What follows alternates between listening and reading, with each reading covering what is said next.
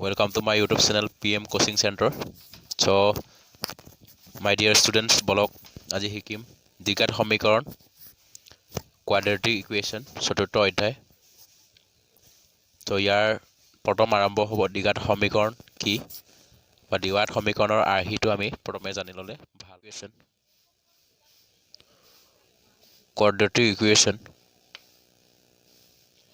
দ্বিঘাত সমীকৰণৰ যিটো আৰ্হি দ্বিঘাত সমীকৰণৰ আৰ্হি ax square plus bx plus c equal 0 হৈছে এটা দ্বিঘাত সমীকৰণৰ আৰ্হি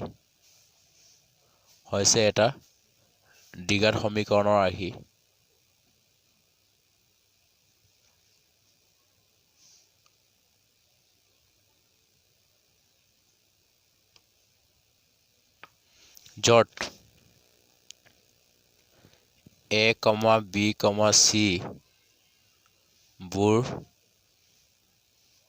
বাস্তৱ সংখ্যা আৰু a not equal 0 so a not equal 0 হলেহে এইটো দ্বিঘাত সমীকৰণ হ'ব।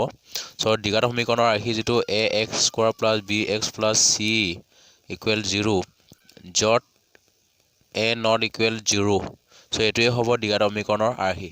so ইয়াতো এটা কুৱেশ্যন অহা দেখা যায় দ্বিঘাত তলৰ কোনটো দ্বিঘাত সমীকৰণৰ আৰ্হি হয়, তেতিয়াহ'লে য'ত a not equal 0 থাকিব এইটোৱে দ্বিঘাত সমীকৰণৰ আৰ্হি।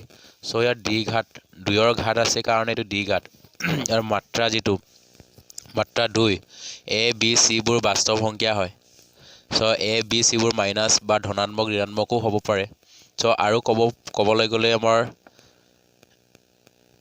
ax square plus bx equal 0 ইয়াত c টো 0 হৈ আছে c0 য'ত c0 এইটো দ্বিঘাত সমীকৰণ হ'ব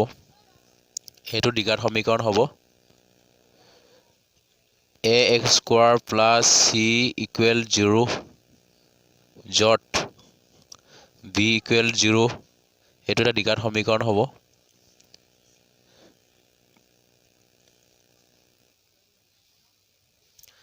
ax স্কোৱাৰ ইকুৱেল 0 ইয়াত য'ত b, c ইকুৱেল 0 so এইটো এটা দ্বিঘাত সমীকৰণ হ'ব। so my students সকলোৱে চাব দ্বিঘাত সমীকৰণ বুলি ক'লে b আৰু c 0 হ'ব পাৰে, দুইটাই 0 হ'ব পাৰে, কিন্তু a 0 হ'ব নোৱাৰে। a 0 হ'লেতো এইটোতো 0 ওলাব, so এইকাৰণে দ্বিঘাত সমীকৰণ নহয়। so এনেধৰণৰ যিবোৰ সমীকৰণ তোমালোকে পাব এইবোৰ সকলো আটাইবোৰে দ্বিঘাত সমীকৰণ হ'ব। so মনত ৰাখিব দ্বিঘাত সমীকৰণ কোনবিলাক হয়। so এনেধৰণৰ প্ৰায় মানে দুই ঘাত থকা যিবোৰ সমীকৰণে দ্বিঘাত সমীকৰণ হ'ব। যেনেকৈ এক্সাম্পল যদি আমি লওঁ 2x স্কোৱাৰ এটা দ্বিঘাত সমীকৰণ হ'ব। 2x স্কোৱাৰ কমা বা 3x স্কোৱাৰ মাইনাছ 1 এইটো এটা দ্বিঘাত সমীকৰণ হ'ব। যিয়ে থাকক এইটো হ'ব পাৰে √2x square plus x minus 1 এইটো হ'ব পাৰে। so মাইনাছ প্লাছ হ'লে একো নহয়, কিন্তু b c ৰ বাস্তৱ সংখ্যা এইটো মাইনাছো হ'ব পাৰে প্লাছো হ'ব পাৰে, এইটো চাব পাৰে। অকল প্লাছ হ'লে যে হ'ব এইটো নহয়, এইটো মাইনাছ থাকিলে এইটো হ'ব। ইয়াত c equal to minus equal য'ত ইয়াত আমি এনেকৈ ক'ব পাৰোঁ য'ত a equal to √2 b equal to xৰ আগত 1 এটা আছে, য'ত c ইকুৱেল টু মাইনাছ 1 হ'ব, এনেকৈ দিলেই হ'ল। so এইবোৰ যদি a b c ৰ মান যদি উলিয়াব দিয়ে, c ৰ মান কিমান বুলি ক'লে -1 দিব লাগিব, b ৰ মান কিমান বুলি ক'লে ইয়াত 1 এটা আছে, আৰু a ৰ মান কিমান বুলি ক'লে এইটো আছে। so এইবোৰে হৈছে দ্বিঘাত সমীকৰণ। so দ্বিঘাত সমীকৰণৰ প্ৰায় জানিবলগীয়া কথাটো দ্বিঘাত সমীকৰণ কি বা দ্বিঘাত সমীকৰণৰ যিটো এক্সাম্পল এইবোৰ জানিবলৈ হ'লে আমাৰ এই দিয়া যিবোৰ সমীকৰণ আছে এইবোৰ ভালদৰে চাব আৰু এক্সাম্পলবোৰ চেষ্টা কৰিব।